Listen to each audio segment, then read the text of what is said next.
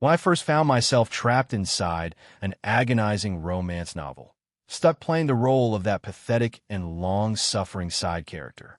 My composure shattered on the spot. The story had me cast as a doormat of a husband. My assigned wife was a serial cheater.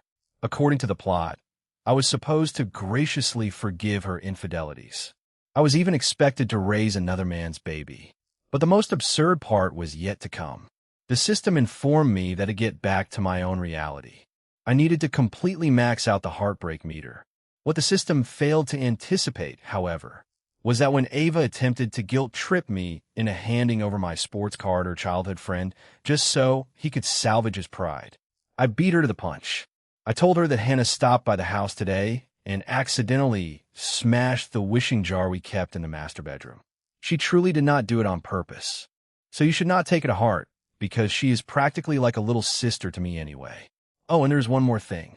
She was so flustered she was nearly in tears. Just to calm her down, I went ahead and gave her that entire box of necklaces from your jewelry cabinet. That wishing jar had been a birthday present from Ava back when we were at Stanford. She had spent an entire month folding 1,000 paper cranes to stuff inside it.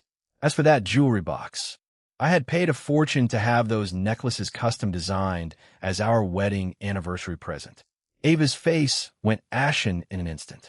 Her eyes flew wide with shock and utter disbelief.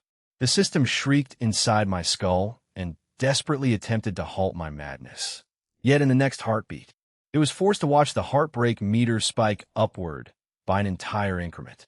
The system was completely floored by the turn of events. I let out a soft chuckle and remarked that the rules never specified I had to be the one suffering. I asked if it was perfectly valid to torture that worthless woman instead to get the job done. Ava parted her lips, and her voice was shaking as she spoke. She asked why Hannah was even at our place. She demanded to know what business that girl had in our master bedroom. I kept my face blank and replied flatly. I told her that she just flew back into Los Angeles today, so I went to pick her up at the airport. I figured I would invite her over to hang out for a bit. I just gave her a quick tour of the house. She's the girl I grew up next door to back in the day. That is perfectly normal behavior, is it not? Ava suddenly shouted that the girl had smashed the present she made for me. She was practically screaming at the top of her lungs. I rubbed my ear with a sigh of impatience and said that I already knew that. I told her there was no need to yell. It is just a glass jar, and if it is broken, then it is broken. If it truly means that much to you, I will simply buy you a replacement some other time. Ava's hands balled into white-knuckled fists at her sides.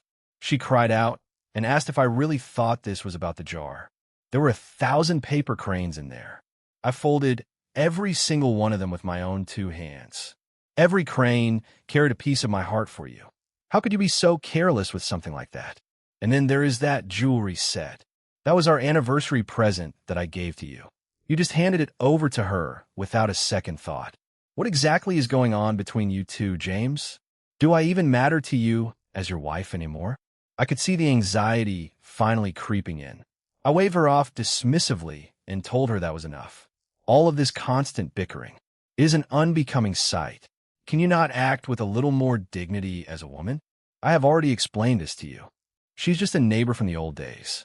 I have always seen her as a little sister. If anything were going to happen between us, it would have happened ages ago.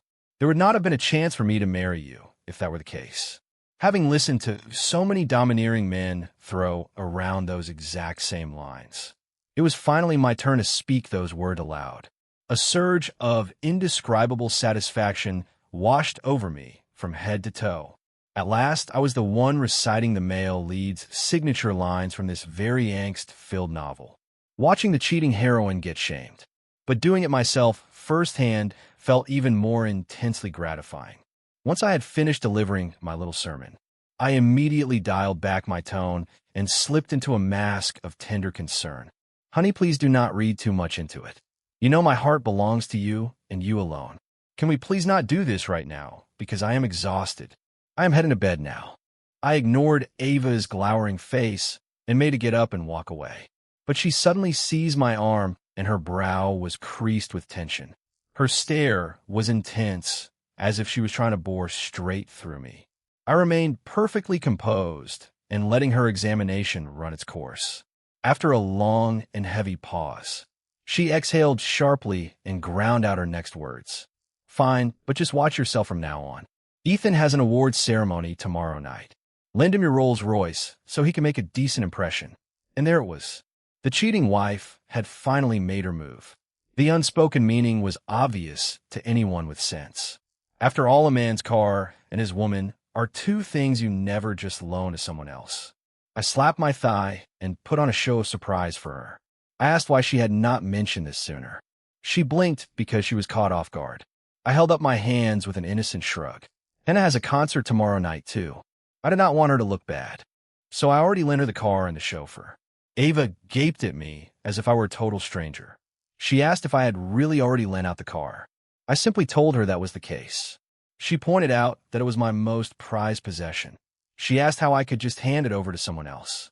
See, even she was fully aware of the situation. I had always been meticulous about never letting anyone borrow my car.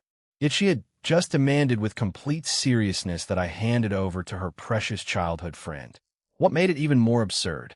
In the original version of this story, that spineless side character had actually agreed to it. The twisted logic of the cheating wife and her doormat husband. It was something I simply could not wrap my head around. My voice turned icy. I told her to listen to herself. I asked since when Hannah was considered a stranger. She is someone I have known my entire life. I have always treated her like my own flesh and blood sister. What is the big deal about letting her borrow the car? Ava's face turned crimson on the spot. She stared at me as if I were a complete stranger. She suddenly raised her voice. She complained that it was always about Hannah. You're going out of your way for her once more. She opened her mouth to keep going, but her phone rang abruptly.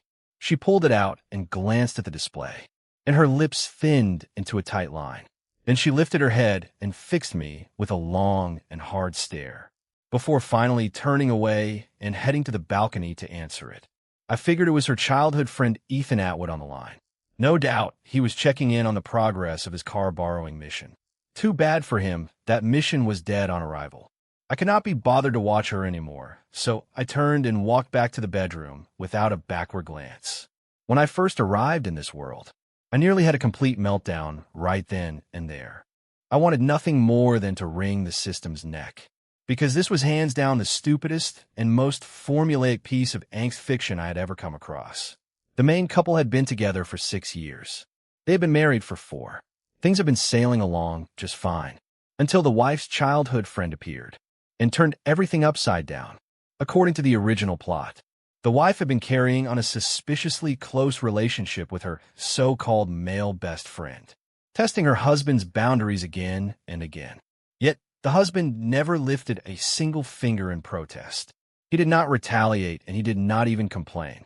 He existed in some bizarre state of infinite forbearance and martyr-like forgiveness. In the end, he walked away with nothing and making a clean and dignified break, achieving what the story framed as a hollow moral victory. And only after he was truly gone did the wife finally start to regret her actions, and her heart was torn to shreds. I did not even have the energy to critique the husband's shortcomings. What really blew my mind was this wife. If she truly loved her husband, why was she so utterly unreliable? She used his affection like a suit of armor, causing chaos and drama at every turn, while leaning on her childhood friend for backup, taking that other man's side every single time, just to put her own husband down and make him look small. Yet if she did not love him, the moment he finally walked away, she descended into a frenzy of self-destruction, staging an elaborate self-flagellation to reclaim her man's spectacle, determined to drag him back by any means necessary. It was a formula I could recite in my sleep. Fool around when you do not appreciate what you have, then cry your eyes out after losing it. What was even more infuriating was that the audience ate it up every time and feeling both outraged and deeply moved. But in stories like this, one thing was absolutely certain. This cheating woman genuinely did love the male lead, who is me, James Carter. So when I turned her own tactics back against her and used them against her, she felt the sting far more sharply than I ever would have. Put simply, why should I be the one enduring the torment? Just to max out the heartbreak meter. I am no fool. Take care of yourself. Drive everyone else insane. That is the principle I live by. If she wanted to play dirty, I would strike first. The system pinged inside my skull and said it was impressive. I replied flatly to save the flattery. I asked where my heartbreak meter was at now. The system responded, when you were defending Hannah Sterling earlier. It genuinely wounded her. The heartbreak meter spiked straight to 10. I broke into a wide grin. This is only the beginning. There's plenty more where that came from, and she can break piece by piece. The reason a cheating woman like Ava Miller is who she is because she never once acknowledges just how serious the concept of boundaries actually is. Without my Rolls Royce to prop up his image, Ava ended up shelling out her own money to rent a flashy car. As for that Ethan Atwood fellow, he was just a struggling third-rate actor in Hollywood. That rented stretch Maybach. They drove around with maximum flash and drawing every eye in sight. Before long, they had fabricated an online persona, a hidden heir slumming it in the entertainment industry to pursue his dreams. After the ceremony wrapped up, Ethan whisked Ava away for a private dinner at a fancy place. Unfortunately for them, the paparazzi caught the entire outing on film. Before long, rumors exploded across the internet that Ethan was being bankrolled by a rich mistress, and his own fame skyrocketed right alongside the scandal. In the original narrative, Ava had given the flimsiest possible excuse, simply brushing it off with a dismissive comment about it being just a misunderstanding. The husband had said nothing in response, yet he had lain awake all night and seething with silent fury. I could already predict that Ava intended to feed me the same weak excuses. Too bad for her, because I was nowhere to be found. Because while she was enjoying that candlelit dinner with Ethan Atwood, I was sitting front row at Hannah Sterling's concert. Hannah was a professional singer. She was a graduate of one of the finest music conservatories in Europe. She had headlined countless major performances. In terms of recognition, she left that washed-up nobody Ethan in the dust. When the concert was over, Hannah and I grabbed dinner at a cozy and romantic restaurant in downtown Los Angeles. A couple of overzealous fans spotted us and secretly snapped a few photos from the doorway. They caught us from a perfect angle. From a distance, it looked almost like we were locking lips. As soon as those pictures hit the web, they went viral, effortlessly overshadowing the minor buzz from Ava and Ethan's little dinner date. Neither Hannah nor Ethan made any move to deny the rumors, which only sent the internet into an even greater frenzy. I was a little buzzed when I finally got back to our place in Beverly Hills. Ava was perched on the sofa in an elegant evening dress. Her hands were balled up tight. She was glaring at me with pure venom in her eyes. I furrowed my brow. The heavy cloud of her perfume hit me first, and I waved a hand in front of my face. I asked why she was not in bed, yet since it was so late. Ava slammed her phone down onto the glass table with a sharp crack. The screen was still lit up with that picture of Hannah Sterling and me looking like we were sharing a kiss. Her voice was ice cold as she asked. She asked if I was going to explain myself. I calmly shrugged off my jacket. I rubbed my temples where a dull ache was forming and said we just had a casual meal. It was just a casual meal together. It was perfectly normal socializing. Ava repeated the word dinner with disbelief. Ava shot up from the couch, and her voice was quivering with rage. She asked if I really called that a dinner. She shouted that I was practically locking lips with her. She asked if I took her for an absolute idiot. I lifted my gaze to meet hers. Her lips had gone pale, and her eyes were rimmed with red. She was shaking all over with barely suppressed fury. I put on a confused expression and said it was just a camera angle trick. That is just the angle of the shot. We just had a meal and nothing more. All those headlines are just the media blowing things out of proportion. Why are you even taking it seriously? I tacked on another comment. I asked if she could please stop being so overly sensitive. Ava's eyes went wide as she repeated the word sensitive. She asked if I really thought she was being sensitive. She shouted that her husband's kiss photo with another woman was trending everywhere, and somehow she was the one being sensitive. I shrugged my shoulders and said it was the same as those rumors with her and Ethan. It is just like those stories about her and Ethan Atwood. It is just people reading too much into things as usual. The instant I said Ethan's name, she visibly faltered. Her expression snapped tight. Internally, I was ecstatic. The sheer catharsis of grinding that cheating wife into the dust was amazing. I let my voice soften just a fraction and spoke at a measured pace. I told her that she knew Hannah Sterling just got back from abroad. We have known each other for ages. I just want to cheer her on at her concert. And I help her look good while I was at it. And that is literally all there is to it. Those dinner photos going viral was a complete accident. Please do not let it get to you. Ava's lower lip trembled violently. Her eyes were swimming with unshed tears. Her eyes were glassy, but she stubbornly refused to let them fall. I crossed the room to stand in front of her, and I gently drew her into my arms. My voice was dripping with false tenderness as I told her to stop getting worked up. I told her to stop getting so emotional. I told her not to be upset. Your birthday is in just 2 days. I've got the whole party planned out at the Sterling Plaza. I even got you a present. I told her she was going to love it. After all, getting the cheating wife to invest her heart in me completely. So I could tear apart bit by bit later on. That would be the truly satisfying part. Ava held my gaze for a long and searching moment before asking in a quiet voice. She asked about me and Hannah Sterling. She asked if there was really nothing going on between us. I raised my hand in a solemn oath, and my expression was a mask of pure innocence. A heavy silence stretched between us. Finally, Ava released a long and weary sigh. She said she was exhausted. She said she needed to go lie down. She rose, and her steps were unsteady and heavy, and she slowly shuffled toward the bedroom. Her retreating figure radiated defeat. I pulled up the system interface. The heartbreak meter was at 20. Not bad at all. For Ava's birthday celebration, I followed the original script from the novel down to the last detail, from the venue to the schedule to the decorations. I had orchestrated every element to flawless precision. The big day arrived. I stood at the entrance greeting guests with a practiced smile. I glanced over my shoulder to double-check. The towering 60-tiered cake was positioned elegantly beside the wine display. The gap between them was measured down to the centimeter. Flawless. It was not long before a greasy and syrupy voice cut through the chatter in the main hall. He told Ava she looked absolutely stunning tonight. That dress is like it was made just for you. He suggested she should think about something, switching gears and becoming his leading lady. Ava was resplendent in a deep blue, strapless gown. She rolled her eyes and then playfully leaned into Ethan Atwood's arms, drawing plenty of stares from the surrounding guests. She gave his chest a light and playful tap. She commented on his silver tongue. She asked if he could ever be serious. Ethan flashed a grin and gave her nose an affectionate flick.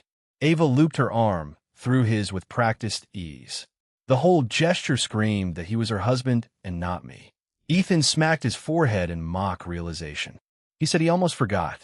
He said he nearly forgot to say hi to James Carter. He said, "Hey there, James." He remarked that I had really spared no expense for Ava. It was quite the grand display. As her big brother figure, he was relieved. Marrying his little sister off to me was clearly the right decision. I did not feel even a flicker of anger. Instead, I folded my arms and gave him a slow and deliberate once-over. A faint and knowing smile was playing at my lips. Ethan put on a look of confusion and asked why I was staring at him like that. He asked James why he was looking at him like that. He asked if he had missaid anything. Ava opened her mouth to jump to his defense, but I cut her off before she could say a word. I told him not at all, and my tone was leisurely. I told him he was absolutely right. For Ava, this is nothing at all. This entire party from planning to execution was my work. I had been working on it for 2 solid months. While internally, I added a private thought. I thought what a shame it was. It was going to be him who ruined all of this. Just then a soft and clear voice called out from behind me. She called out my name. She called me brother. I spun around. It was Hannah Sterling. Ava froze. Her entire face went rigid. She bit her lip and muttered under her breath, asking if I invited her too. She asked if I had brought her here as well. I told her, of course, and asked if that was a problem. I told her that was right. I asked if there was an issue with that. I smiled and strode forward, right in front of Ava Miller and Ethan Atwood.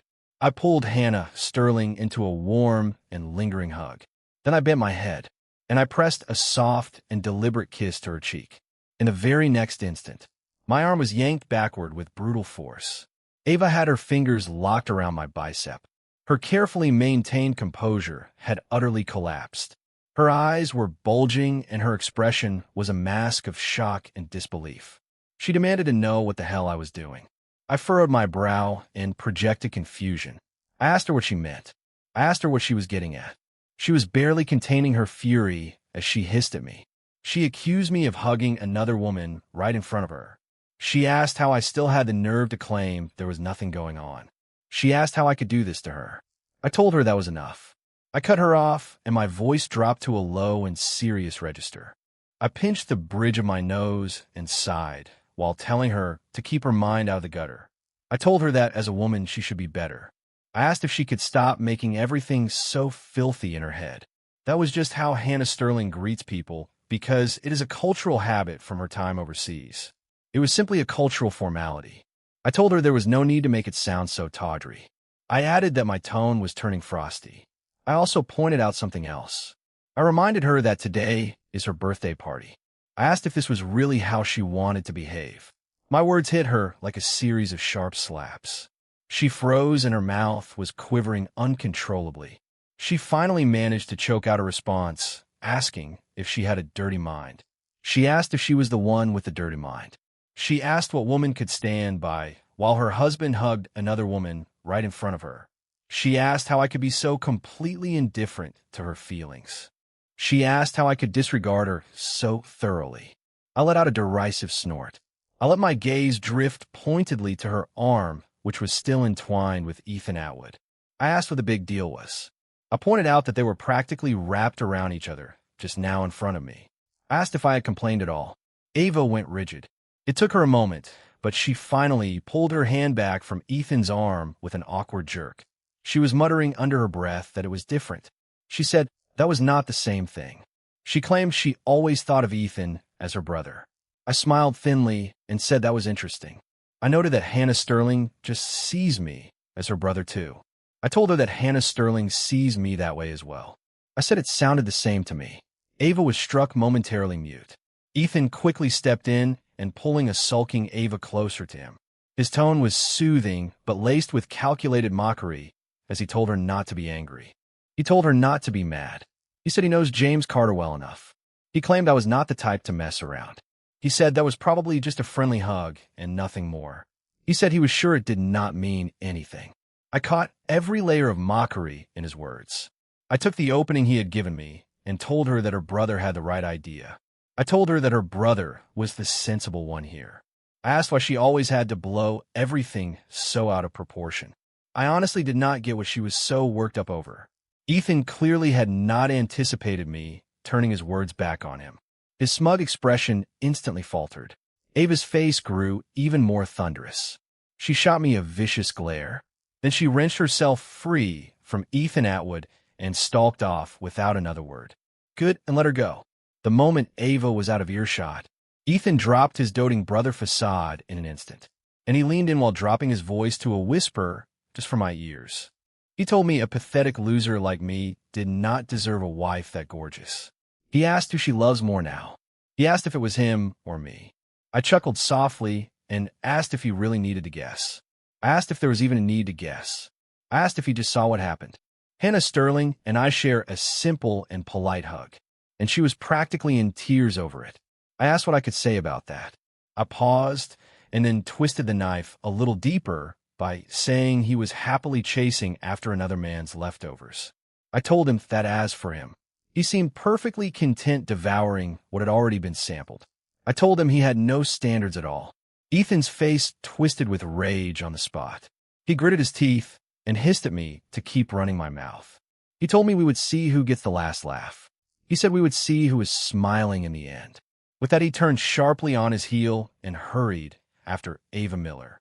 Hannah Sterling stepped closer, and her tone was placid as she asked if I was all right. She asked if I was holding up. I grabbed a glass of red wine and threw it back in one go while saying I was fine. I told her I was perfectly fine. A smirk tugged at my lips as I told her this was where the Real show begins. Starting from now, the real performance is just about to kick off. Every angst novel has that one essential plot point. The moment when the male lead gets set up and framed by the so-called rival. Tonight's birthday party was the perfect stage for that very climax. The formula was textbook. There would be a taunt followed by a shove, and then an injury. Then the male lead rises above it all with noble forgiveness. The wife explodes in fury and demands a groveling apology.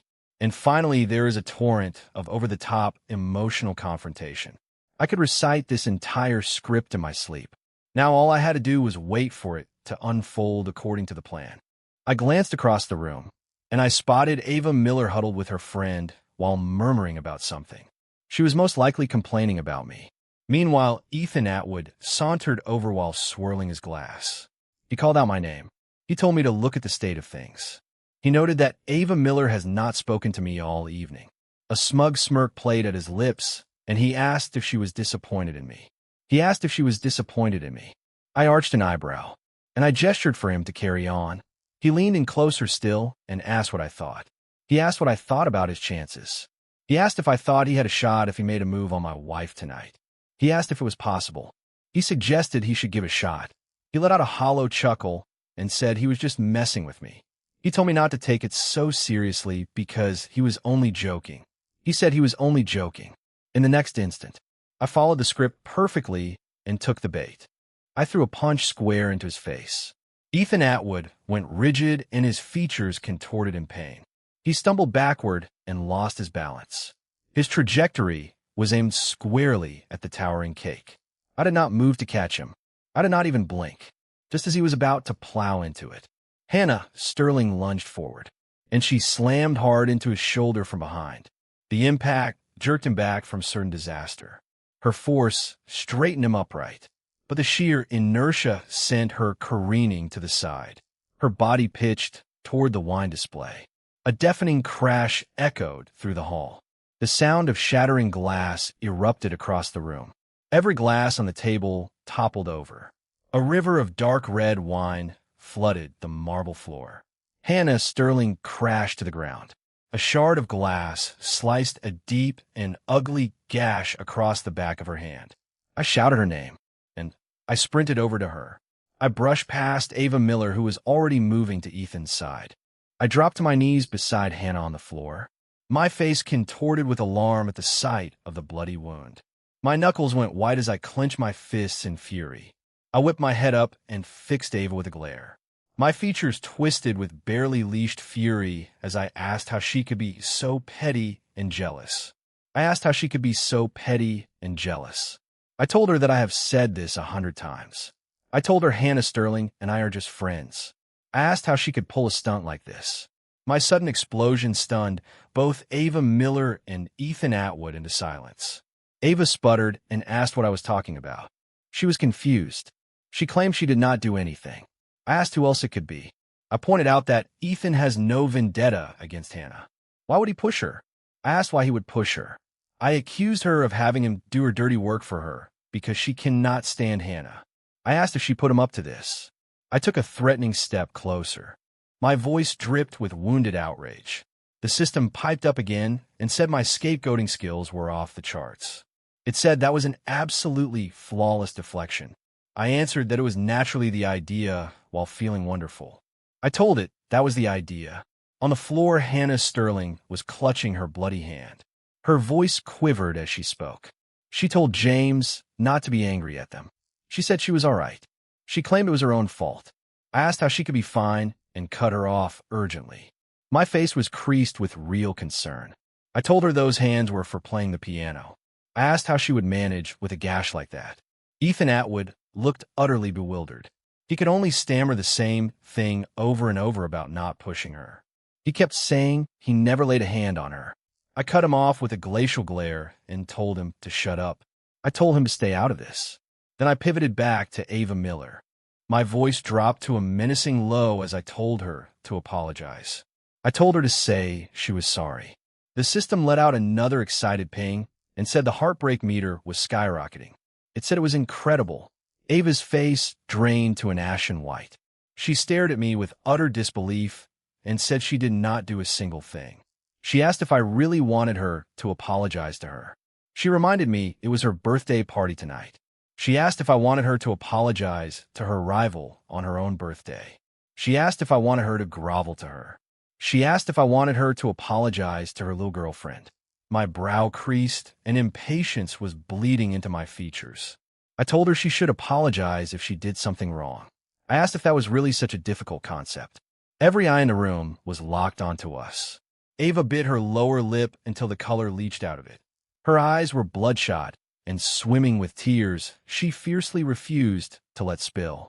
She stood there in silence with her lips pressed tight. Meanwhile, Hannah Sterling's hand kept oozing blood steadily. I ripped a strip of fabric from the tablecloth, and I swiftly wrapped it around her wound while saying this would not do. I told her she was losing too much blood. I told her we needed to get her to the hospital right now. I said she needed to see a doctor this instant. Hannah Sterling gazed up at me, and her expression was the picture of innocence. She said it was just a small cut. She said she did not want to ruin things further, since it was Ava Miller's birthday party. I asked if she really called that a small wound and cut her off firmly. I asked if she wanted to permanently damage it. I asked how she would ever play piano again if it got infected. I told her we were going to the hospital right now. I said we were going right now. I told her I was not taking no for an answer. I gave no one else the chance to speak. I scooped her up into my arms and strode toward the exit. As I brushed past Ava Miller, I made sure to slam my shoulder into her. I hit her with enough force to send her staggering. She needed Ethan Atwood's grip to stop herself from hitting the floor. It was the perfect snapshot of a textbook cold-hearted husband. The system prompt appeared immediately, and the heartbreak meter was at 50. It asked with barely concealed glee if I saw Ava's face just now. It noted that she seemed like she was on the verge of breaking completely. I replied flatly that it served her right. I said that it felt incredible. I told the system this was called striking first and seizing the advantage. I said it was about getting ahead of the story and controlling the game.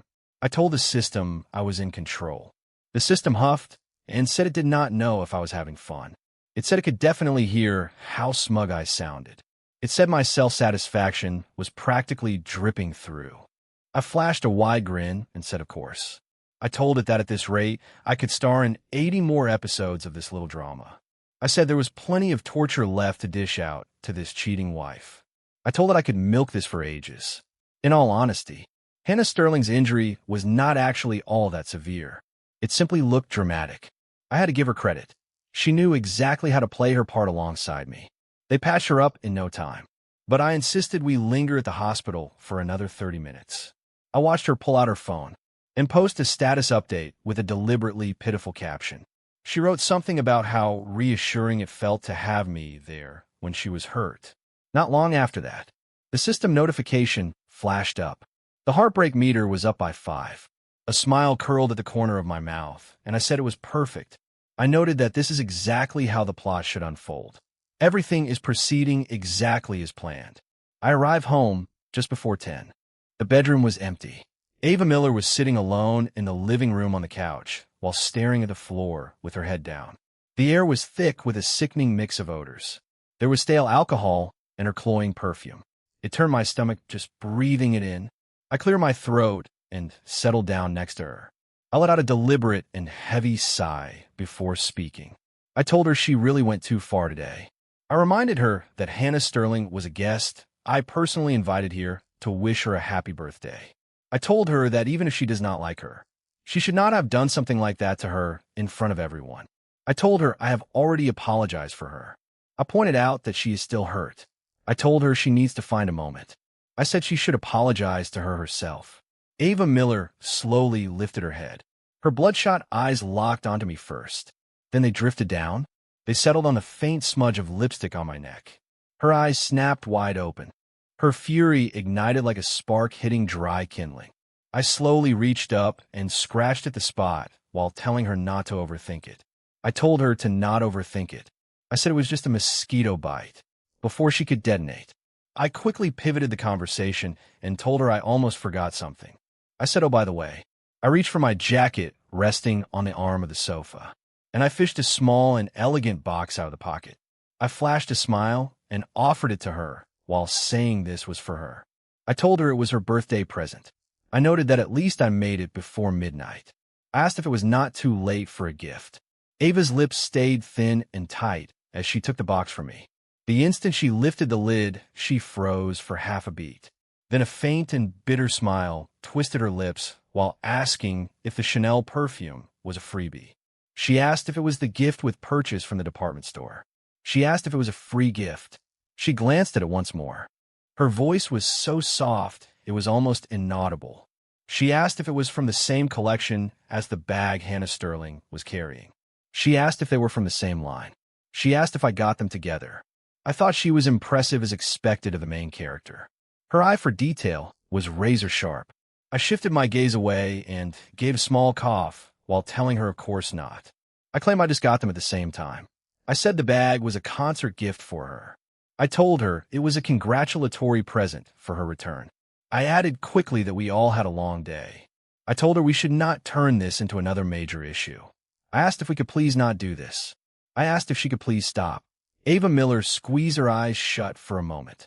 Then she forced a brittle and fragile smile while calling my name. She whispered and asked if I thought I had changed. She asked how I ended up like this. She said I had become someone else. No kidding, because of course I had changed. I was a transmigrator after all. If I had stayed the same as that spineless pushover from before then, I would be the one crying. I would be the one sitting in the living room sobbing right now. Ava Miller's voice was soft and trembling slightly as she spoke. She reminded me that I used to panic over the tiniest scratch on her. She said a tiny scratch on her hand would make me beside myself. She said I always freaked out over nothing. She asked if I remembered that time her stomach hurt. She said it was just ordinary gastritis. But I had insisted on carrying her all the way to the emergency room. She said when I saw her wince, I went into a full panic. She noted that I did not close my eyes for a single second that night. She said that afterwards everything changed. She said I fired the cook and insisted on making every single meal myself. She said I would cook for her every single day. Her voice was already cracking as she continued about our second anniversary. She brought up our second anniversary. She said she folded 1,000 paper cranes for me. She said I was so deeply moved. She said I held her and promised I would keep her 1,000 wishes forever. She said I promised that when we were old and gray, we would open them together. We were supposed to relive our memories page by page. We were going to tell the stories to our grandchildren. She said we had been through so much together. She asked how I ended up like this. She asked why I did not care about her anymore.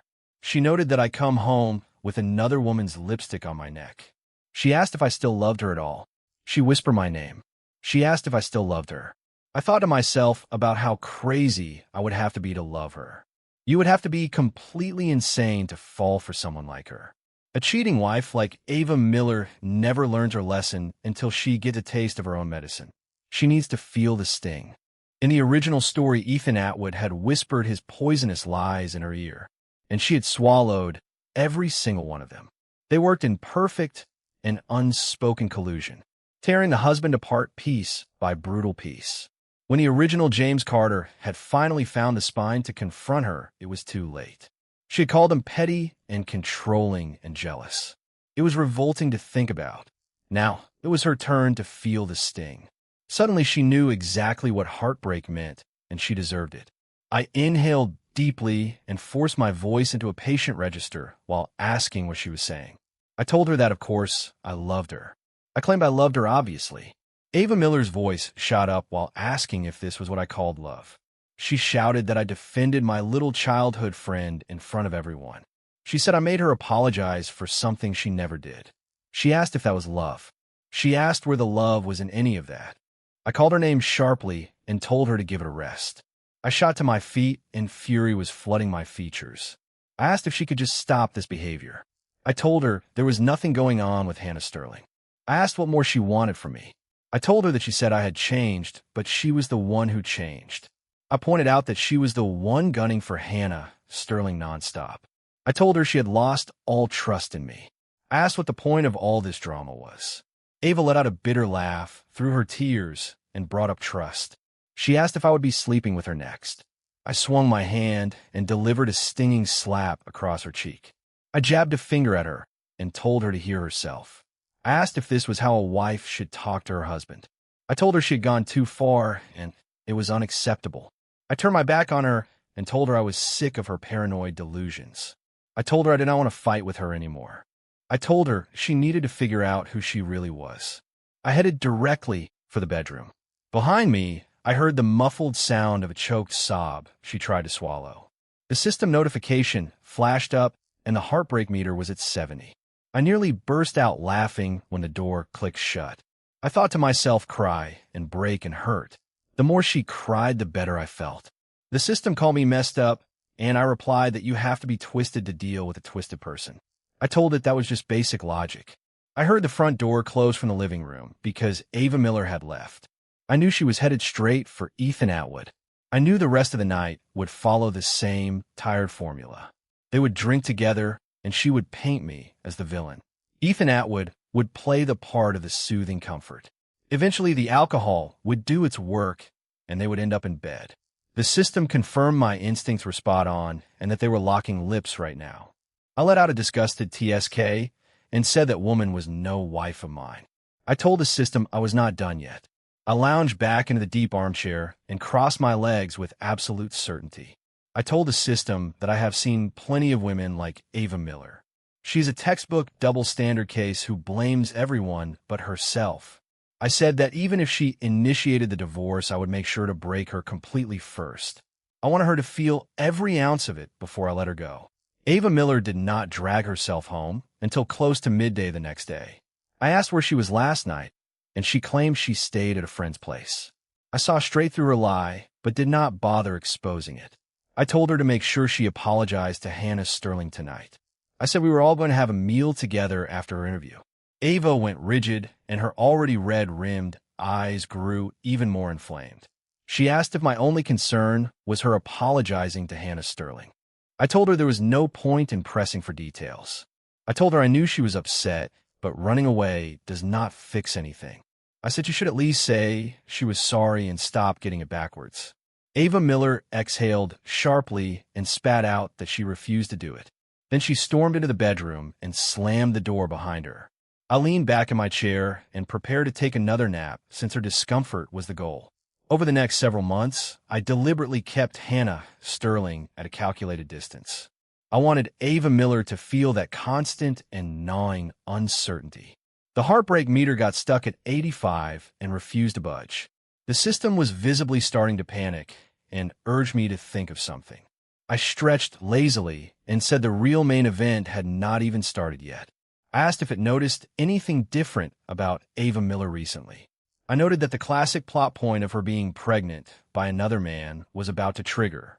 Right on cue, Ethan Atwood came to the door with a smug and self-satisfied smirk. He swaggered through the door and plopped himself down on my sofa. He pulled a document out of his pocket. I discreetly clicked on my voice recorder and picked up the medical report. I asked what this was, and Ethan Atwood flashed a grin while saying Ava Miller is pregnant. He asked if she told me and then leaned back while laughing arrogantly.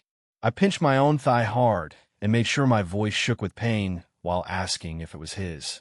Ethan Atwood spread his hands wide and asked why else he would come. I balled my hands into fists and shouted that it was impossible. I claimed I did not believe him. He stared at me as if I were an absolute fool while asking if I really believed that brother garbage. He let out a derisive snort and told me to use my head. He pointed out that her belly was already starting to show. He said he came to me directly to lay it out plainly. He announced that he is the eldest son of the Atwood family and the only direct heir. He said his family is depending on Ava Miller to carry on the bloodline. He told me to pack my things and get out because it would be better for both of us. I kept my expression frosty and said it would be easy to fake a medical report. I told him I did not believe she would betray me. Ethan Atwood's arrogance dimmed for a second, and he told me he would prove it. He pulled out his phone and shoved the screen into my face. There were two nude bodies tangled together on the screen. My eyes burned for half a second, and I thought that was scarring. A full 20 minutes of that footage played out until it ended. Ethan Atwood slid back into that infuriating smug smirk and asked if I believed him now. I made my voice shake even harder on purpose and crafted an expression of sheer shock. I asked how Ava Miller could do this to me. I buried my face in my hands while playing the part of the tragic husband to perfection. Ethan Atwood let out a cold laugh and told me to face reality. He told me to pack up and leave the house to them. He told me to stop embarrassing myself. Then he folded his arms and swaggered out like the conquering hero. I had always thought Ethan Atwood was not the sharpest tool in the shed. He was a washed-up third-rate actor, but still a public figure of sorts. And he actually had the nerve to show me that kind of material without any discretion. If that footage ever hit the internet, people would lose their minds over it. This time, I uploaded the recording directly to the internet alongside a picture of our marriage license. I threw in a scathing post about how a third-rate actor had wrecked a marriage. The post skyrocketed to #1 on Twitter purely on organic traction. It was stamped with that blazing red breaking icon. Ethan Atwood's jaw hit the floor. He had never imagined I would grind his face into the dirt so thoroughly. The system pinged me later and said Ava Miller saw the post and had a total meltdown. She immediately experienced a threatened miscarriage and had to be admitted to the hospital. The paparazzi tracked her every step and flooded the internet with video of her being loaded into the ambulance. This solidified the story of her sordid affair with Ethan Atwood once and for all. Ava Miller called me more than 40 times over the next few days, but I did not pick up once. I knew exactly what she wanted to say. She would cry about how heartless I was and plead for mercy. I did not have the time or patience to listen to her sob because I had something bigger in the works. I told the system to just wait and see. I was at Hannah Sterling's private piano studio where she usually rehearsed. It took Ava Miller considerable effort to track me down because I let my location slip on purpose. I asked the system if she had made it upstairs yet. It answered that she was almost at the door now and I could start my performance. I slipped into character instantly and locked eyes with Hannah Sterling while speaking in a voice dripping with affection. I told her that everything I feel for Ava Miller is a lie. I said she could never hold a candle to her. I told her that if she had not left the country, then Ava Miller would not have had a chance. I said that Ava Miller was just a stand-in. I asked if she ever noticed the dimple Ava Miller has when she smiles. I told her it looks exactly like hers. I said every time I see it, I only think of her. I said I had no choice but to marry her when she told me she was never coming back. I told her everything would have been different if she had come back earlier. I mentioned that I did not even care about her and Ethan Atwood. I said what she does with him is meaningless to me. I said the only person who matters to me is Hannah Sterling. I said I should thank Ethan Atwood for gift wrapping the perfect grounds for divorce. I noted that I can walk away with my head held high and I will not have to give her a dime. The door flew open with a crash. Ava Miller stood in the doorway with a face like chalk, and her pupils were vibrating with shock. Her voice was raw and cracking as she asked if all of this was true. She asked if she was nothing but a stand in all this time. Our eyes locked across the room, and the air went dead still. Hannah Sterling shot up from the piano bench in alarm and pressed herself behind me. Ava Miller's teeth ground together, and her face contorted into a mask of fury and agony. I let out a cold, sharp laugh and said there was no point in pretending anymore since she heard it all. I told her it was the truth. Ava Miller completely shattered and her voice was raw and shaking. She choked out that she gave me her heart for over a decade. She asked if her love was just a joke to me. I frowned while forcing a look of bafflement and asked why she was so angry. I pointed out that she slept with Ethan Atwood and is carrying his baby. I asked what gives her the right to judge me. I asked if she remembered the night of her party. I noted that, funnily enough, I was not home either. I pulled Hannah Sterling tight against me, and my eyes were glinting with cruelty as I told her to take a guess who I was with. Ava Miller snapped completely, and her eyes were bloodshot and wild. She lunged at Hannah Sterling, but I caught her wrist in a vice grip before she could make contact. And then Hannah Sterling swung her arm and landed a crisp, stinging slap across Ava Miller's face. Ava Miller stood there with her hand pressed to her cheek until the full burn of the strike spread across her skin. Her features contorted, and she looked utterly pathetic. A low chuckle escaped from deep in my chest. The system told me to tone it down because I was grinning like a cartoon villain. I grinned even wider and told it I could not help it since it was so satisfying. I checked with the system, and it said the heartbreak meter was at 95. I noted that one more push and we would be done. Ava Miller was clinging to the table's edge just to stay upright. She asked if I feared any consequences. I answered with a faint, cool smile and asked if she was really want to talk about karma. I told her what she was seeing right now was her karma, and there was more to come. Heavy footsteps sounded from the corridor as a squad of officers filed into the room. One of the officers stated that Ms. Miller needed to accompany them. He charged her with embezzlement and misappropriation of company funds during her time as the financial officer at Atwood Carter Global. Ava Miller went stiff as a board, and all trace of blood drained from her face. She asked if I did this. I maintained a polite and gentle smile and gave a small nod. She shrieked and asked how I could be this cruel after I told her I trusted her. I gave a soft and dismissive chuckle while telling her that she was wrong again. I told her she always blames everyone else but herself. I pointed out that she was the one who embezzled company money and abused her privileges. I said the one thing she is best at is washing her hands of any guilt and pinning it on someone else.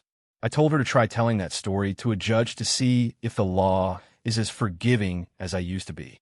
Ava Miller sagged little by little, and the final glimmer of hope in her eyes was snuffed out. The amount she had stolen was enough to earn her a decade in federal prison. I knew that once the child arrived, she would have to serve the rest of her sentence.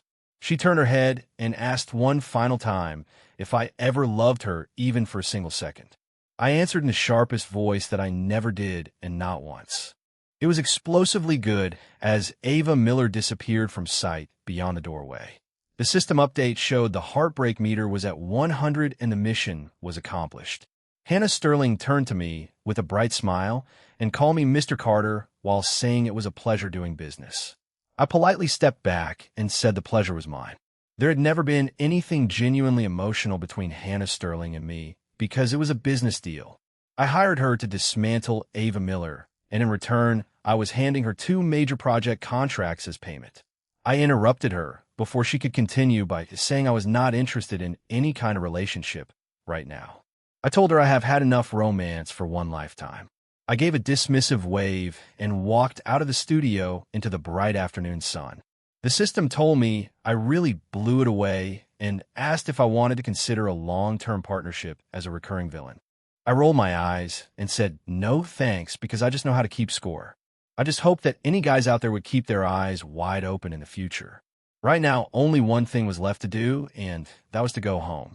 Ava Miller had destroyed the very soul that had once loved her with every fiber of its being, and now she wept among the ashes begging for a pardon that would never come.